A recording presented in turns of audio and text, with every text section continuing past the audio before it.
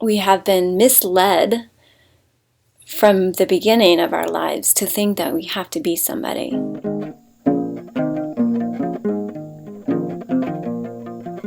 What's my purpose? What am I here to do? I know I'm here to do something important.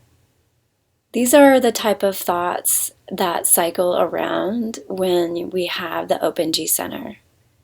Also, oh gosh, he is amazing and he is just what I want.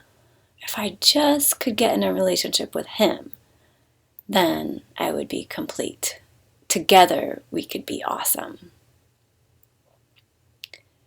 Looking for love and direction outside of ourselves. This is the conditioning of the Open G Center. And I know it oh so well because I've been through many, many cycles, especially in the beginning of this deconditioning journey back when I found human design. I was leaving my career as a television editor because it was just, I was editing reality television. It was super unfulfilling. And the question was, what am I here to do? If it's not this, what is it? And there must be something more to life than just editing reality television in Los Angeles. And so the Open G Center sent me on this quest to find the career that would bring me the fulfillment. So I tried to be a photographer and a journalist. I got really interested in environmental issues and trying to save the world and had a business plan going about an eco spin gym that would create electricity to power the laundromat next door. Then I, got involved in human design, and I thought, I'll be a human design analyst. Oh, I'll be an astrologer. And every time it was like there was this heartfelt inspiration around something that was a potential career for me. And I would go for it, just as the manifestor does. I would just go for it with all my energy and passion. And what would happen is I would get way in the future and think that, this was the thing. And I have the gate 53 also, but I would really start out with a bang and be, becoming, I would say on the path to becoming a successful this or that. And then my energy would crash. I started coming into this deep, deep chronic fatigue and depression. So this was grace because it was bringing me inside. It was bringing me in this very deep internal journey inward to see that, nothing external was going to fulfill this void inside that I felt.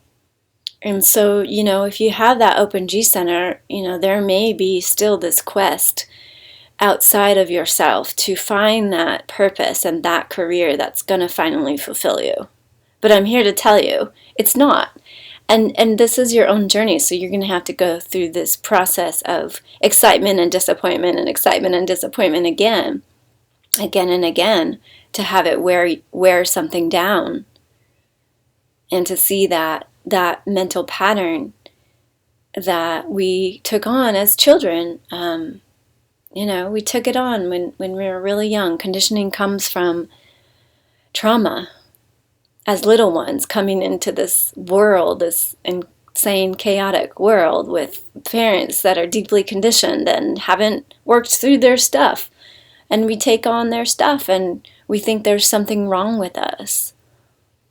And so we work and we strive, and the mind drives us to look for something that's going to make us feel whole and make us feel like we're okay.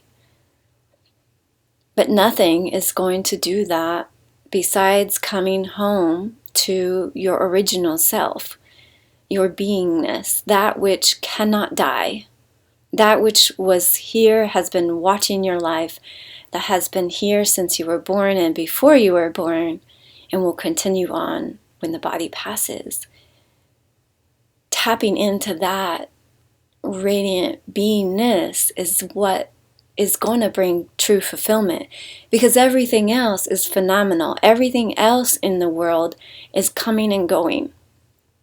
And there are larger cycles of that. So you may have this career that comes and stays for a while, but it will not bring you ultimate fulfillment, even if you're helping hundreds of people, but you haven't done that internal work to bring forth everything that is unresolved within, so that you can start to open the heart again to life and live in the now moment.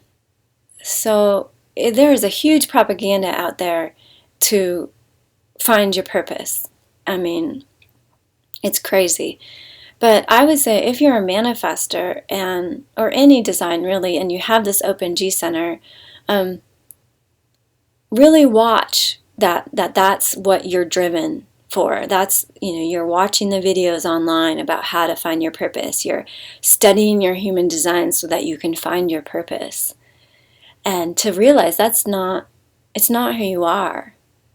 We're all meant to be living in the unknown, moment to moment, happy, feeling secure and safe, with this anchoring in truth, in our beingness, in the source of where all of the program and the Maya is coming from.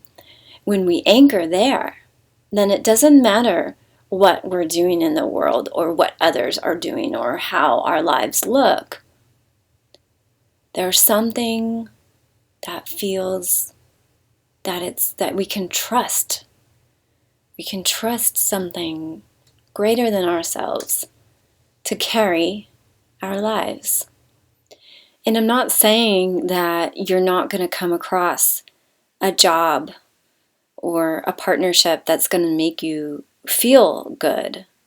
That's not what I'm saying. But if you're on this process of awakening and deconditioning, and you're looking to a person, a partner, or a job to bring a sense of fulfillment, that's the awareness, is to recognize, am I pursuing this because I think it's going to make me happy? That's the conditioning. So it doesn't mean, you can't have a fulfilling career. But if you're attached to that for your happiness, then that's where, the deconditioning process is going to happen for you. Life will present itself to have that career crumble, so you can meet that insecurity underneath the programming. So you can start to recognize this huge programming in the Maya to try to be somebody and to have an identity. And you can recognize that on Instagram and Facebook and YouTube. And it's like this pervasive, taking selfies and posting about my life and attaching to a message of saving the world in this way, or this health solution is the thing that you're looking for. People, they find something and they attach to it and they say, this is who I am. It's everywhere. And what's underneath the desperately trying to have a sense of identity is the fear of facing the non-existence, that you don't actually exist as a separate identity. Everything coming and going is not real. It's the dream. And who we really are does not come and go. So just start to watch, and you can feel out there, that you can feel the beings that have attached to some sense of their life being a certain way, and constantly trying to show the world, look, I'm okay, I have this purpose in my life, whether it's being a mother, or having a successful YouTube channel, or just how I look. Look, I look beautiful today.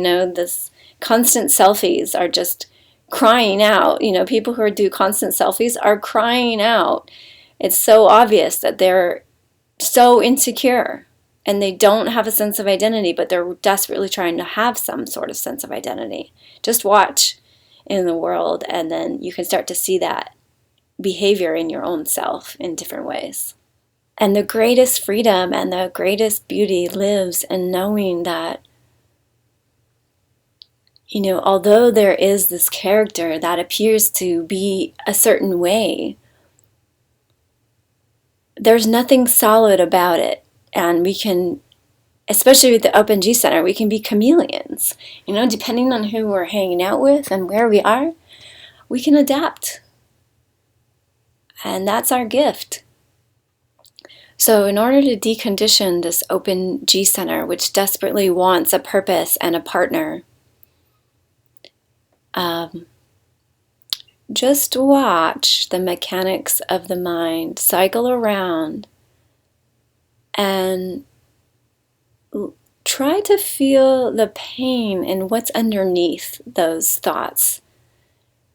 If you just kind of sit quietly and watch those thoughts cycle around, there can be a tapping into the emotion underneath that, a deep feeling of insecurity and inadequacy. Every human is carrying the sense of unworthiness and honestly self-loathing, because we have been misled from the beginning of our lives to think that we have to be somebody.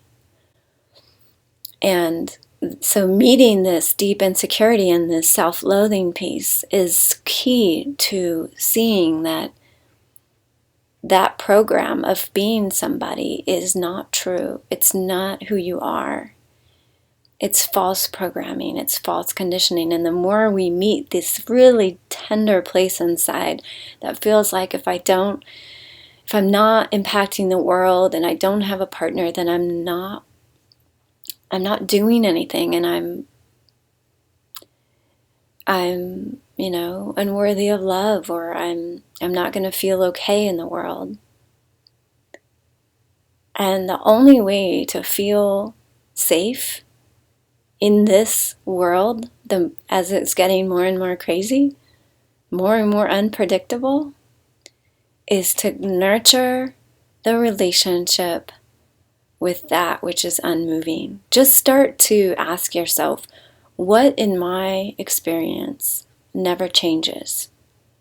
Just directing yourself to kind of trying to notice what never changes. It's not in the perceptive senses, but turning to that question is going to help you find out and to tap into the stillness.